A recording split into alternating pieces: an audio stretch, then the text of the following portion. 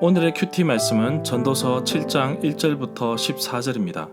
제목, 세상의 지혜와 하나님의 지혜. 먼저 앞뒤 문맥을 살펴보겠습니다. 전도자는 허물을 극복하기 위하여 여러 가지 방법을 도전해 보았고 또 지혜도 추구하였지만 결국 지혜도 헛되다는 것을 발견한 적이 있었습니다. 그러나 지혜와 쾌락 중에서 어느 하나를 고른다면 지혜를 고르는데 그것도 세상의 지혜라면 인간의 욕망 때문에 그 끝이 없을 정도로 부족함을 느끼게 될 것입니다. 그러나 세상의 지혜와 비교되는 하나님의 지혜는 땅의 모든 것을 포기하고서도 하늘 위에 계신 하나님을 바라보게 합니다. 전도서 7장에서는 인간이 삶을 살아가면서 겪게 되는 여러 모습을 예로 들고 있습니다. 이 모든 것을 피할 수 없다고 말합니다. 그렇기 때문에 지혜로운 자가 되어서 어리석은 사람과 구별된 삶을 살아가야 하는 것입니다. 이 모든 나를 만드신 분은 하나님이시기에 사람은 자기의 미래의 일을 알지 못하는 것입니다. 문단을 나눠보겠습니다. 1절부터 6절은 보다 더 나은 것, 7절부터 12절은 생명이 주는 지혜, 13절부터 14절은 하나님의 주권. 1절에 보면 좋은 이름, 명예가 좋은 기름, 향유보다 더 낫고 죽는 날이 태어난 날보다 더 낫다, 중요하다고 말하고 있습니다. 잠언 22장 1절에서는 많은 재물보다 명예를 택하라고 하였습니다. 잠언에서는 재물인데 전도서에서는 보배로운 기름으로 표현하고 있습니다. 전도서 4장 2절에서는 살아있는 자들보다 죽은 지 오래된 자들이 더 복되다고 하였습니다. 살아가는 고통이 너무나 크기에 이것을 느끼지 못하는 자, 즉 죽은 자가 더 낫다는 의미로 쓴 걸로 볼 수 있습니다. 4절에 보면 지혜로운 사람, 지혜자의 마음은 초상집에 가 있지만 어리석은 사람, 우매자의 마음은 잔치집에 가 있어 즐길 생각만 하고 있다고 말합니다. 초상집에 가 있다는 표현을 쉬운 성경에서는 죽을 때를 생각한다고 번역하고 있습니다. 5절에 보면 우매자, 어리석은 사람의 노래, 아첨, 말, 아부보다는 지혜자, 지혜로운 사람의 책망, 나무람이 더 도움이 된다는 의미로 볼 수 있습니다. 잠언 15장 32절과 비슷한 면이 있는데 훈계받기 싫어하는 자는 자기 영혼을 경히 여긴다고 말하고 있습니다. 견책을 달게 받는 자는 지식을 얻는다고 말합니다.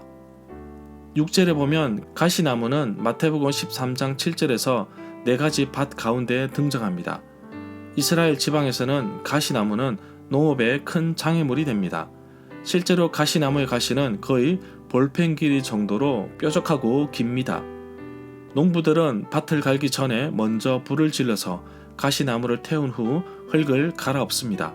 가시나무가 불을 태우는 연료로도 사용되는데 딱딱거리며 타는 소리가 마치 어리석은 사람이 웃는 소리처럼 묘사하고 있습니다.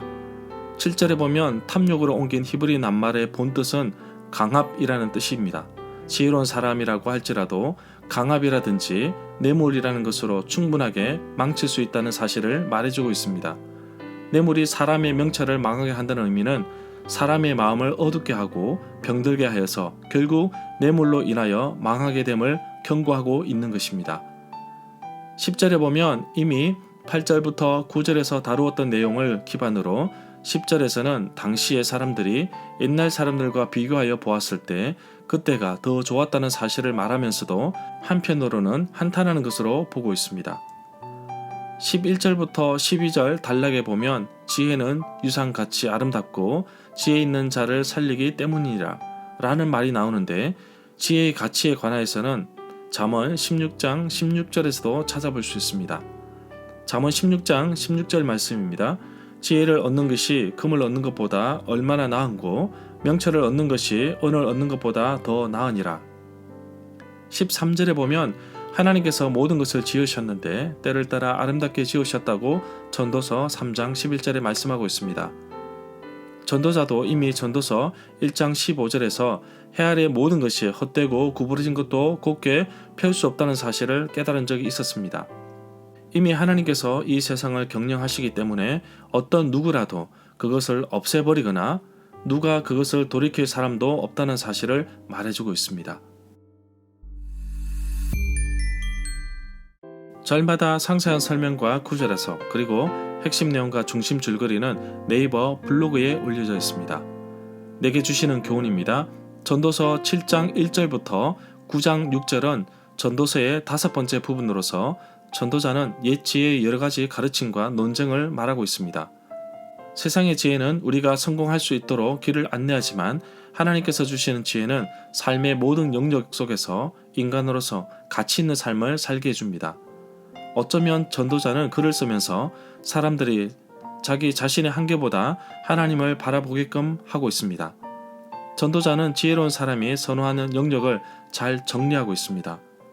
잔치집보다 초상집을, 웃음보다 슬픔을, 칭송보다는 꾸지람이 사람에게 더 유익하다는 사실을 말해주고 있습니다. 지혜로운 사람은 어리석은 사람처럼 살지 않습니다. 욕심, 교만, 뇌물에 자신의 자리를 내어주지 않고 무엇보다도 하나님께서 하시는 일을 살펴보면서 어떤 날이 오더라도 하나님의 뜻을 확신하며 지혜롭게 살아가는 사람을 말한다고 볼 수 있습니다. 하나님을 진심으로 따르는 사람에게도 고난이 찾아옵니다. 이해하지 못하는 고난도 찾아옵니다. 앞을 볼 수 없을 정도로 일이 꼬이고 실패의 현장으로 우리가 끌려갈 때도 있습니다. 이 모든 것을 하나님께서 만드셨기 때문에 또한 하나님께서 어려운 길을 피할 수 있도록 만들어 주십니다. 대부분 힘들면 좌절하거나 포기합니다. 오늘날 젊은이들은 신앙을 지키기 위해 거룩한 삶과 싸워본 적도 없습니다. 고생을 해본 적도 없는 이들에게 과연 세상의 지혜와 하나님의 지혜를 구분할 수 있을까요? 전도서에서 말하고자 하는 것은 계속해서 허물을 쫓아 헛된 인생을 찾는 것이 아니라 바로 이른 순간에 창조주 하나님을 깊이 만날 수 있는 좋은 기회라고 보고 있습니다. 힘들고 외로울 때 좌절하기보다는 하나님을 만나기를 원합니다. 세상이 줄 수 없는 지혜, 바로 하나님이 공급해 주시는 영원한 지혜를 사모합니다. 더 나은 것을 선택할 수 있는 지혜로운 사람이 되고 싶습니다. 수많은 선택을 하며 살아가는 우리에게 진정으로 필요한 것은 우리 주님의 안목으로 세상을 바라보는 것입니다. 탐심이 가득한 어리석은 자가 아닌 비록 책망을 듣고서 마음이 상하더라도 결국 그 길이 지혜로운 길임을 깨닫고 탐욕을 물리치며 뇌물에 눈이 어두워져가는 사람이 되지 않도록 나를 바른 길로 인도하여 주옵소서. 오늘도 지혜로운 사람처럼 더 나은 삶을 위해 세상의 방식이 아닌 하나님의 방법대로 살아가는 하루가 되기를 간절히 기도합니다.